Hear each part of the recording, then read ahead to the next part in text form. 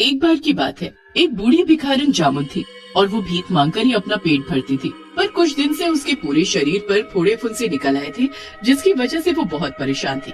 हाय रे, एक तो ये बुढ़ापा, ऊपर से ये फोड़े फुंसी और हो गए मेरे बदन पर। बहुत दर्द कर रहा है पूरा शरीर, और तो और बहुत भूख भी लगी है।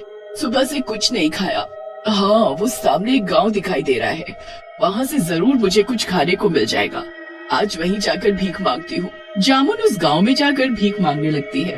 बेटा बेटा, कुछ खाने को दे दो, कई दिन से कुछ नहीं खाया मैंने, बहुत भूखी हूँ मैं।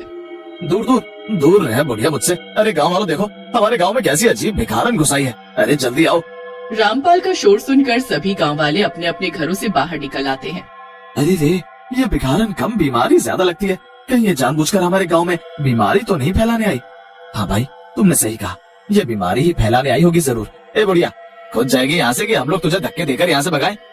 आप सब जो बोल रहे हो वैसा कुछ भी नहीं है। मेरी इस बीमारी से किसी को कोई नुकसान नहीं होगा। अरे मैं तो भीख मांगते मांगते यहाँ चली आई थी, बहुत भूखी हूँ, कई दिनों से कुछ नहीं खाया मैंने। मैं तो बस खाने को कुछ मांगने आई थी यहाँ। खाने को 2 रोटी दे दो, फिर मैं खुद यहाँ से चली जाऊंगी। बहुत भूख लगी है बेटा। ये ऐसे नहीं जाएगी, इसे तो भगाना ही पड़ेगा यहाँ से। भाई मारो इस बढ़िया को, जल्दी भगाओ इस गांव से, बीमारी फैलने में कोई देर नहीं लगती। जामुन की बात कोई नहीं सुनता और सभी लोग उस भिखारन पर पत्थर मारने लगते हैं। पत्थर की मार लगने से भिखारन खूनन खून हो जाती है और अपनी जान बचाकर वहाँ से भाग जाती है और कुएं के पास लगे एक पेड़ के पास जाकर छिप जाती है। नहीं छोड़ूंगी किसी को, मार डालूंगी सभी को। अरे इसमें मेरी क्या गलती थी? मेरी बस यही तो गलती थी कि मैं गरीब हूँ, लाचार और भूखी हूँ। एक रोटी अगर मुझ बुढ़िया को खिला देते तो क्या चला जाता इनका। भिखारन अपने आप से ही बड़बड़ा रही थी कि तभी चुपके से वहाँ गांव में ही रहने वाले राघव और उसकी पत्नी सुधा आते हैं और भिखारन से धीमी आवाज में बोलते हैं।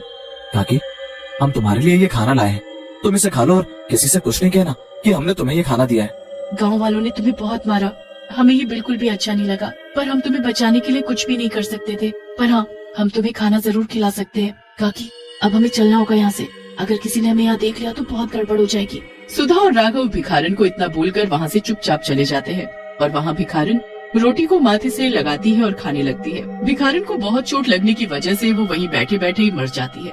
पूरे गाँव में भिखारन के मरने की खबर फैल जाती है। उस भिखारन को भी यही हमारे गांव में मरना था क्या? अब क्या करें उसका? कौन हाथ लगाएगा उसे? कौन करेगा उसका अंतिम संस्कार? भाइयों, मैं तो कहता हूँ कि इस बुढ़िया को वहीं पड़ा रहने देते हैं। उसकी गंध सूंघते ही जंगली जानवर उसे खुद ब खुद खा जाएंगे, किसी को कोई हाथ लगाने की जरूरत नहीं पड़ेगी।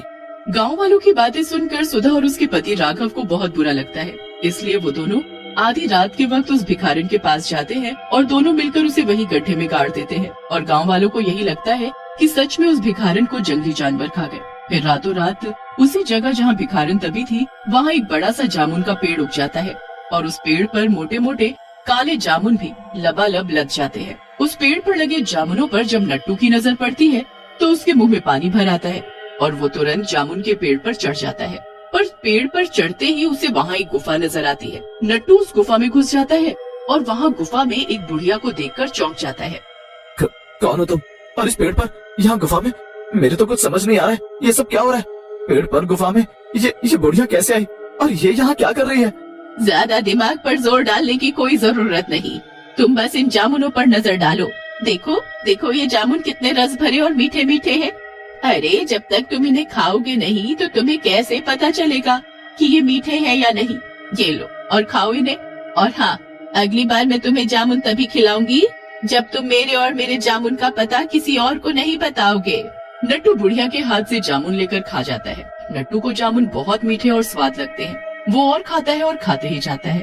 अब तो मेरा पेट भी भर गया, बहुत खा लिया मैंने, अब मुझे चलना चाहिए। पर मैं कल फिर आऊंगा जामुन खाने, तुम मेरे लिए कल भी रखना जामुन तोड़कर। नट्टू जामुन खाकर खुशी खुशी वहाँ से चला तो जाता है, पर घर पहुँचते ही उसके पूरे शरीर पर फोड़े निकलने शुरू हो जाते हैं और वो दर्द से तड़पने लगता है।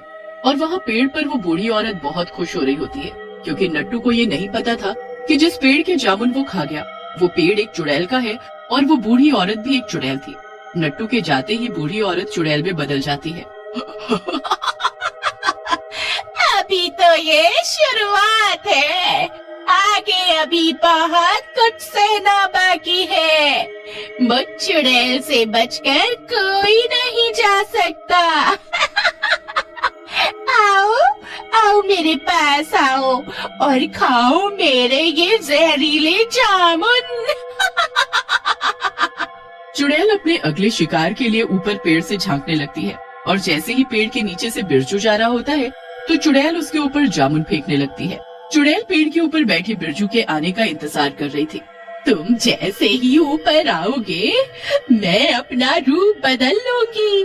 तुम्हें कुछ पता नहीं चलेगा कि मैं कौन हूँ और ये मेरे जहरीले जामुन मीठे नहीं दर्द भरे हैं। आखिरकार मैं इस पेड़ पर चढ़ी गया, पर शायद इस पेड़ पर कोई रहता है। कुछ घर जैसा दिख रहा है मुझे और वहाँ कोई बुजुर्ग औरत भी बैठी हुई दिख रही है। सुनो, कौन हो तुम और इस पेड़ पर क्यों रह रही हो? मेरी मर्जी, मैं कहीं भी रहूं। वैसे मुझे नीचे जमीन से ज्यादा ऊपर पेड़ की छांव अच्छी लगी, इसलिए यहाँ बस गई। यहीं रहती हूँ और ये जामुन खाकर अपना पेट भर लेती हूँ। ये तुम भी खाओ जामुन, बहुत मीठे हैं, तुम्हें तोड़ने की भी जरूरत नहीं, मैंने पहले से ही तोड़ रखे हैं। बिरजू ढेर सारे जामुन खाता है और अपने गमछे में भी थोड़े बांध लेता है अपनी पत्नी और बच्चों के लिए। फिर चुड़ैल बिरजू को भी मना कर देती है कि उसके बारे में किसी को ना बताए। घर पहुंचते ही बिरजू अपनी पत्नी रेखा और बच्चों को जामुन खिलाता है, पर तभी अचानक सबके शरीर पर फोड़े निकलने शुरू हो जाते हैं, हाथों पर, मुंह पर, हर जगह। अजी अजी ये क्या हो गया? ये अचानक मेरे शरीर पर इतने फोड़े कैसे निकल आए? ये तो आपके और बच्चों के शरीर पर भी निकल आए। मेरी तो कुछ समझ नहीं आ रहा कि ये सब क्या हो रहा है। हम सबके शरीर पर एक साथ एक जैसे फोड़े कैसे निकल आए? हमें अभी चलना होगा वैद्य जी के पास, क्योंकि इनमें बहुत खुजली हो रही है। चलो सब जल्दी। बिरजू और उसका परिवार वैद्य के पास पहुंचता है तो वैद्य उन्हें हाथ लगाने से मना कर देता है। जी, ये सब क्या लगा रखा है तुमने? क्या तुम्हें पता नहीं कि ऐसी बीमारी मैं ठीक नहीं करता? इसे हाथ लगाऊंगा तो मुझे भी ये बीमारी लग जाएगी। वैद्य जी रहम करो, मेरे बच्चों और पत्नी को आप ही ठीक कर सकते हो। हमें कोई अच्छी सी दवा दे दीजिए जिसे खाकर हम ठीक हो जाएं। मैंने बोला ना इस बीमारी की मेरे पास कोई दवा नहीं। तुम सब जाओ यहाँ से। जाते वक्त बिरजू और उसके परिवार को सब घूर घूर कर देखने लगे और बातें बनाने लगे, पर किसी की हिम्मत नहीं हुई कि उनके पास जाए और उनसे उनकी हालत के बारे में पूछे। जामुन वाली चुड़ैल ने एक एक करके सभी गांव के लोगों को अपने जहरीले जामुन खिला दिए और वहाँ गांव के लोग इसे बीमारी समझने लगे। मुझे तो लगता है ये बीमारी एक दूसरे को छूने से हो रही है, पर मेरी ये समझ नहीं आ रहा ये बीमारी आखिर हमारे गाँव में आई कहाँ से। तभी वहाँ चुड़ैल अपना रूप बदल कर अपने सिर पर जामुन से भरा टोकरा उठाए आ जाती है और जोर जोर से हंसने लगती है। कितना सुकून मिल रहा है तुम सबको इस हालत में देखकर। बताओ बताओ अब कैसा महसूस हो रहा है तुम सबको? तभी वहाँ खड़े सभी लोग एक एक करके यही बोलते हैं कि उसने सभी को जामुन खिलाए। तभी उन सबको समझ आ जाता है कि ये सब बूढ़ी औरत की चाल थी और उसने ही उन सबका ये हाल किया है। पर उनके बोलने से पहले ही बूढ़ी औरत चुड़ैल में बदल जाती है। अब समझ आया कि मैं ऐसा क्यों बोल रही थी। एक दिन तुम सबने मुझे एक रोटी के लिए तड़पाया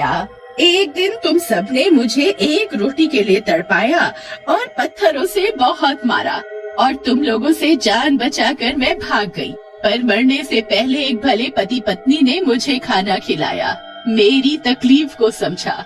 पर सुबह की किरण मेरे नसीब में नहीं थी क्योंकि मैं मर चुकी थी।